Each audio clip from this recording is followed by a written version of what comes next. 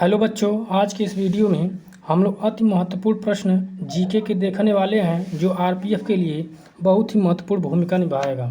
तो चलिए शुरू करते हैं। प्रश्न नंबर एक दिया है कि निम्नलिखित में से कौन सी पुस्तक गांधी जी द्वारा लिखी गई थी। तो गांधी जी के द्वारा हिंद स्वराज, ऑप्शन नंबर 2 सही हो जाएगा। हिंद स्वराज जो है 1909 में गुजराती भाषा में लिखा गया था। चलिए अगला प्रश्न देखते हैं। प्रश्न नंबर दो दिया है, निम्नलिखित में से किस वर्ष भारतीय संविधान की प्रस्तावना में पहली बार संशोधन किया गया था। तो 1976 42वां संविधान संशोधन 1976 में पहली बार जो है संविधान में संशोधन किया गया था, जिसमें शब्द जो है समाजवादी, पंथ निरपेक्ष और अखंडता जैसे शब्द जोड़े गए थे। चलिए अगला प्रश्न देखते हैं। 3 नंबर प्रश्न है, किस भारतीय क्रिकेटर को द बॉल के नाम से जाना जाता है। तो ये राहुल द्रविड़ को जाना जाता है। ऑप्शन नंबर 4 सही हो जाएगा, जो भारतीय क्रिकेटर हैं। ठीक है, भारतीय क्रिकेटर हैं। चलिए नेक्स्ट क्वेश्चन देखते हैं। अगला नंबर प्रश्न है, किसी विद्युत परिपथ में किसी दिए गए धातु के तार के सिरों पर विभवांतर उसमें प्रवाहित धारा के समानुपाती होता है, बशर्ते कि उसका द्रव्यमान समान रहे। इसे नियम कहते हैं, यानी किसका नियम कहते हैं, तो ओम का नियम कहते हैं। ऑप्शन नंबर 3 सही हो जाएगा। ओम का नियम क्या कहता है विभवांतर जो होगा वो प्रोपोर्शनल होगा धारा आई के प्रोपोर्शनल होगा। तो ये जब प्रोपोर्शनल का मार्क हटाएंगे, बराबर करेंगे, इसके जगह एक नियतांक आ जाता है आर, तो आर आई हो जाता है। यह क्या जो है तापमान जब समान रहे तार का तब, ठीक है ना। तो ये ओम का नियम है। ओम का नियम जो है ओम के द्वारा दिया गया था। कब दिया गया था, ये 1828 में ओम के द्वारा दिया गया था यह नियम। ठीक है, अगला प्रश्न देखेंगे। शरीर में प्रोटीन का पाचन कहाँ से शुरू होता है। तो शरीर में प्रोटीन का पाचन आमाशय से शुरू होता है। देखा जाए आमाशय में 3 से 4 घंटे भोजन रुके रहते हैं, जिसमें जठर ग्रंथि पाई जाती है। आमाशय में जठर ग्रंथि पाई जाती है, जिसमें जठर रस निकलता है, और जठर रस में 3 चीज़ें होती हैं। पेप्सिन और रेनिन और एक चीज़ और पाया जाता है HCl। ठीक है ना। अब यहाँ पे पेप्सिन का काम ये है कि प्रोटीन को तोड़ करके अमीनो अम्ल में बदलना जो है किसका काम है, पेप्सिन का।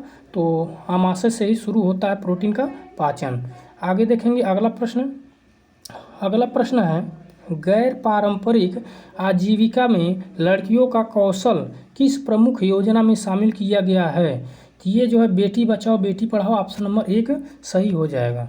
चलिए अगला प्रश्न देखेंगे। अगला प्रश्न दिया है, निम्नलिखित में से कौन सी नदी पश्चिम की तरफ बहती है और अरब सागर में जाकर मिलती है। तो देखा जाए ये नर्मदा नदी है, जो मध्य प्रदेश से अमरकंटक की पहाड़ी से निकलती है और महाराष्ट्र से गुजरात से होते हुए अरब सागर में जाकर के गिर जाती है। अगला प्रश्न देखेंगे। अगला प्रश्न दिया है, एक वैश्विक अंतर्राष्ट्रीय संगठन है जो राष्ट्रों के बीच व्यापार के नियमों का निर्धारण करता है। तो ये जो है विश्व व्यापार संगठन है। ऑप्शन नंबर 1 सही हो जाएगा, जो 1992-93 में जो है ये संगठन बना था, और इस पे हस्ताक्षर जो है किए थे 123 देश जो है हस्ताक्षर करने के बाद यह संगठन बनाया गया था।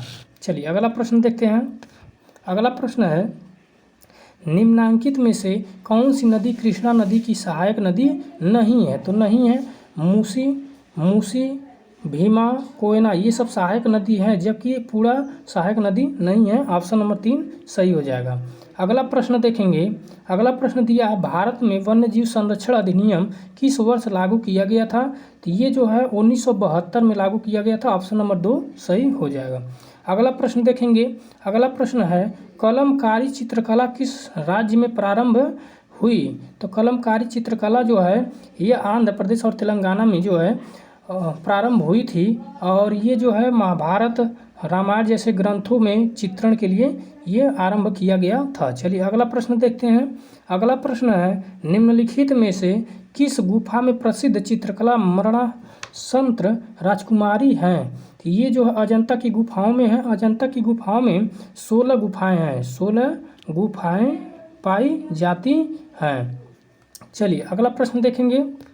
अगला प्रश्न है भारतीय संविधान के 42वें संविधान अधिनियम 1976 में निम्नलिखित में से किसे संविधान की प्रस्तावना में जोड़ा गया था?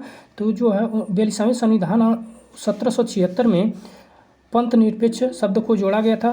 तो समाजवादी, पंथ निरपेक्ष, समाजवादी, पंथ निरपेक्ष और अखंडता जैसे शब्द जोड़े गए थे। चलिए अगला प्रश्न देखते हैं। अगला प्रश्न है कौन सी अनुसूची पंचायतों के कार्यों की गणना करती है? तो ये जो है 11वीं अनुसूची जो है 11वीं अनुसूची में है, जो 73वां संविधान संशोधन 1992 के तहत 11वीं अनुसूची जोड़ा गया था।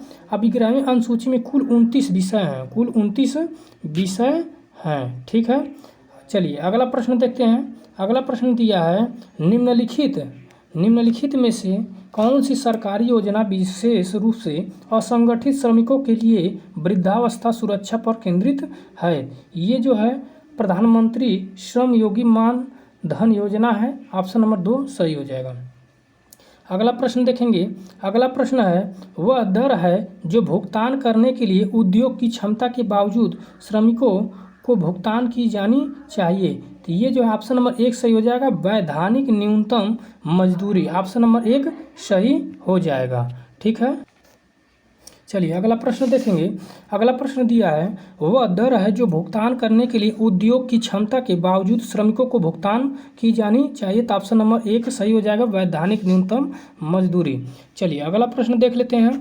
अगला प्रश्न है निम्नलिखित में से कौन सा भारतीय संविधान में उल्लिखित मौलिक अधिकार नहीं है? तो मत देने का अधिकार जो है उल्लिखित नहीं किया गया है भारतीय संविधान में। ऑप्शन नंबर 1 सही हो जाएगा।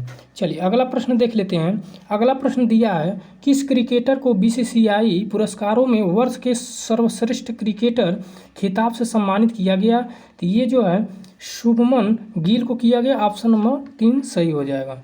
चलिए अगला प्रश्न है लव शब्द निम्नलिखित में से किस खेल से संबंधित है? तो लव जो है टेनिस खेल से संबंधित है। ऑप्शन नंबर 1 सही हो जाएगा।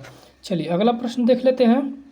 अगला प्रश्न दिया है निम्नलिखित में से किस संवैधानिक संशोधन अधिनियम ने भारतीय संविधान में शिक्षा के अधिकार को जोड़ा था? तो ये 86वां संविधान संशोधन है। ये ऑप्शन नंबर 4 सही हो जाएगा। चलिए अगला प्रश्न देख लेते हैं। अगला प्रश्न है निम्नलिखित में से किसने प्लासी के युद्ध 1757 में अंग्रेजी कंपनी का नेतृत्व किया था? तो ये जो है रॉबर्ट क्लाइव ने किया था। ऑप्शन नंबर 4 सही हो जाएगा। चलिए अगला प्रश्न देख लेते हैं। विश्व का सबसे बड़ा वन क्षेत्र वाला महाद्वीप है? तो ये जो है यूरोप महाद्वीप है। ऑप्शन नंबर 4 सही हो जाएगा। अगला प्रश्न है विश्व प्रसन्नता रिपोर्ट 2024 के अनुसार प्रसन्नता की स्थिति में कौन सा देश विश्व में सबसे निचले स्थान पर है? निचले पूछा है तो अफगानिस्तान हो जाएगा। ऑप्शन नंबर 1 सही हो जाएगा। चलिए अगला प्रश्न है। अगला प्रश्न दिया है रणजी ट्रॉफी के अपने पहले सीजन में लगातार 4 बार शतक लगाकर विश्व रिकॉर्ड किसने तोड़ा? तो ये जो अग्नि चोपड़ा ने। ऑप्शन नंबर 3 सही हो जाएगा। चलिए अगला प्रश्न देखेंगे। भारत के मूल संविधान में कितने अनुच्छेद हैं? तो 395 अनुच्छेद है। ऑप्शन नंबर 1 सही हो जाएगा। अगला प्रश्न है भारत में राष्ट्रीय मानवाधिकार आयोग निम्नलिखित में से किस मंत्रालय के अधीन है? तो यह गृह मंत्रालय के अधीन है। ऑप्शन नंबर 1 सही हो जाएगा। अगला प्रश्न है संगीत नाटक अकादमी द्वारा दिया जाने वाला सर्वोच्च सम्मान कहलाता है? तो संगीत नाटक अकादमी फेलोशिप अकादमी रत्न कहलाता है। ऑप्शन नंबर 3 सही होगा। फिर नेक्स्ट क्वेश्चन है। अगला प्रश्न निम्नलिखित में से कौन तीसरे आंग्ल मैसूर युद्ध और भारत में सिविल सेवाओं की शुरुआत से जुड़ा है? तो ये जुड़ा है ऑप्शन नंबर 1 लॉर्ड कॉर्नवालिस। ठीक है। नेक्स्ट प्रश्न है, निम्नलिखित में से कौन सा नारा सुभाष चंद्र बोस द्वारा दिया गया है? तो ये जो है जय हिंद जो है नारा दिया गया था सुभाष चंद्र बोस के द्वारा। ऑप्शन नंबर 3 सही हो जाएगा। अगला प्रश्न देखिएगा। अगला प्रश्न दिया है, निम्नलिखित में से किस अवधि को भारत की जनसंख्या की वृद्धि के स्थिर या स्थिर चरण की अवधि के रूप में जाना जाता है? तो ये ऑप्शन नंबर 2 सही होगा, 1901 से 1921 में। ठीक है। अगला प्रश्न देखिएगा। अगला प्रश्न दिया है, हिमालय की अधिकांश नदियाँ किस प्रकार की हैं? तो 12 मासी हैं, जो है 12 मास जो है हमेशा बहती रहती हैं। अगला प्रश्न देखिएगा। अगला प्रश्न दिया है, निम्नलिखित में से कौन सा खिलाड़ी भाला फेंक से संबंधित है? तो नीरज चोपड़ा है। नीरज चोपड़ा ऑप्शन नंबर 1 सही हो जाएगा। ठीक है। अगला प्रश्न देखिएगा। अगला प्रश्न दिया है, वह कौन सा हड़प्पा स्थल है जहाँ घोड़ा का हड्डियों का अवशेष मिली थी? गुजरात में स्थित है। वह जगतपति जोशी द्वारा खुदवाई गई है। तो ये जो है सूरकोटदा है। ऑप्शन नंबर 3 सही हो जाएगा। अगला प्रश्न देखिएगा, किडनी के कार्य न करने पर किस कृत्रिम प्रक्रिया द्वारा रक्त का शुद्धिकरण किया जाता है? तो डायलिसिस हो जाएगा। ऑप्शन नंबर 1 सही हो जाएगा। अगला प्रश्न देखिएगा। अगला प्रश्न है, भारत में शरद ऋतु निम्नलिखित में से किस माह के अंतराल में आती है? तो शरद ऋतु अक्टूबर से नवंबर के अंतराल में आती है। ऑप्शन नंबर 3 सही हो जाएगा। अगला प्रश्न है, एक सामान्य मनुष्य में 46 गुणसूत्र होते हैं। यदि किसी व्यक्ति में 45 गुणसूत्र पाए गए हैं तो उसे निम्नलिखित में से कौन सा विकार है? तो यह जो है टर्नल विकार संलक्षण है। ऑप्शन नंबर 2 सही हो जाएगा। अगला प्रश्न देखिएगा। अगला प्रश्न है, प्रसिद्ध खेतड़ी खदान भारत के किस राज्य में स्थित है? तो राजस्थान में स्थित है। ऑप्शन नंबर 1 सही हो जाएगा। अगला प्रश्न है, एक तत्व X की सबसे बाहरी कक्षा में चार जो है इलेक्ट्रॉन है हाइड्रोजन के साथ, इसकी यौगिकों का सूत्र क्या होगा? तो बाहरी कक्षा में 4 हैं। और अगला जो है हाइड्रोजन है, हाइड्रोजन के बाहरी कक्षा में 1 होता है। तो ये X पर 1 हो जाएगा और H पर जो है 4 हो जाएगा। ये ऑप्शन नंबर कौन सा सही हो जाएगा? ऑप्शन नंबर 4 सही हो जाएगा। चलिए अगला प्रश्न है, किस प्रकार की खेती में, अगला प्रश्न देखिएगा, किस प्रकार की खेती, देखिएगा, किस प्रकार की खेती में भूमि का उपयोग भोजन और चारे के फसलें उगाने का पशुधन पालने के लिए किया जाता है? तो ये ऑप्शन नंबर 3 सही हो जाएगा, मिश्रित खेती। ठीक है। अगला प्रश्न है, कौन सा उपकरण प्रत्यावर्ती धारा को दिष्ट धारा में परिवर्तित करता है? तो ये दिष्टकारी रेक्टिफायर करता है। ऑप्शन नंबर 2 सही हो जाएगा। ठीक है। अगला प्रश्न है, किसी तत्व के एक परिवार के सदस्य जिसमें प्रोटॉनों की संख्या समान होती है लेकिन न्यूट्रॉनों की संख्या भिन्न होती है, क्या कहलाते हैं? तो समस्थानिक कहलाते हैं। ऑप्शन नंबर 1 सही होगा, क्योंकि प्रोटॉनों की संख्या जो होती है ये जो है परमाणु क्रमांक के बराबर होती है, यानी परमाणु क्रमांक को ही प्रोटॉनों की संख्या कहते हैं। ठीक है। आगे देखेंगे अगला प्रश्न। अगला प्रश्न है, किस नदी को दक्षिण गंगा के नाम से जाना जाता है? तो यह गोदावरी को जाना जाता है। ऑप्शन नंबर 4 सही हो जाएगा। अगला प्रश्न है, दाचिंगम राष्ट्रीय उद्यान कहाँ पर स्थित है? तो दाचिंगम जो जम्मू कश्मीर में स्थित है। ऑप्शन नंबर 3 सही हो जाएगा। अगला प्रश्न है, भारतीय राष्ट्रीय कांग्रेस के वार्षिक अधिवेशन की अध्यक्षता करने वाली पहली महिला कौन थी? तो एनी बेसेंट थी। ऑप्शन नंबर 1 सही हो जाएगा। चलिए अगला प्रश्न देखेंगे, कौन सी आर्थिक अवधारणा एक विशिष्ट समय अवधि में देश की सीमाओं के भीतर उत्पादित वस्तुओं और सेवाओं के कुल मूल्य को संदर्भित करती है? तो ये जो है सकल घरेलू उत्पाद करती है। ऑप्शन नंबर 2 सही होगा, GDP। ठीक है। अगला प्रश्न देखेंगे। अगला प्रश्न है, निम्नलिखित में से किस राजवंश को चार मीनार के निर्माण का श्रेय दिया जाता है? तो ये जो है कुतुब शाही राजवंश को दिया जाता है। ऑप्शन नंबर 2 सही हो जाएगा। ठीक है। अगला प्रश्न देखिएगा। ये इतने प्रश्न थे। ठीक है दोस्तों, जो RPF के लिए बहुत ही महत्वपूर्ण भूमिका निभाएगा और इसको देखकर जरूर जाइएगा। चलिए धन्यवाद।